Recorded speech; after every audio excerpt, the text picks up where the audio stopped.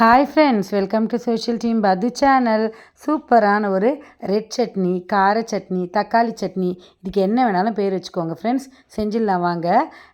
காஞ்ச மிளகா 2 காஷ்மீரி மிளகா அந்த கலருக்காகவே ஒரு 3, அது அந்தளவுக்கு காரம் இருக்காது. 2 பல் பூண்டு, ஒரு 10 பல் சின்ன வெங்காயம், ஒரே ஒரு தக்காளி. வேணால் உங்களுக்கு தக்காளி அதிகமாக போட்டுக்கோங்க.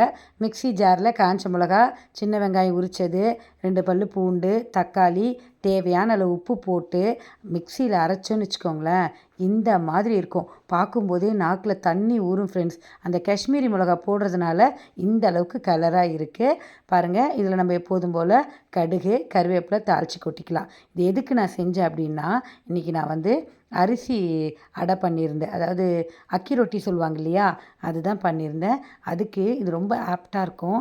வீட்டில் நீங்கள் தோசை, இட்லி எதுக்கு வேணாலும் இந்த சட்னியை டக்குன்னு செய்யலாம். சட்னி செய்கிற சட்னி இது. நான் இதை அடை எப்படி செஞ்சேங்கிறத நான் உங்களுக்கு அதையும் வீடியோ போடுறேன். அதையும் பார்த்துட்டு லைக் பண்ணி, ஷேர் பண்ணி, கமெண்ட் பண்ணுங்கள் ஃப்ரெண்ட்ஸ். பாய்.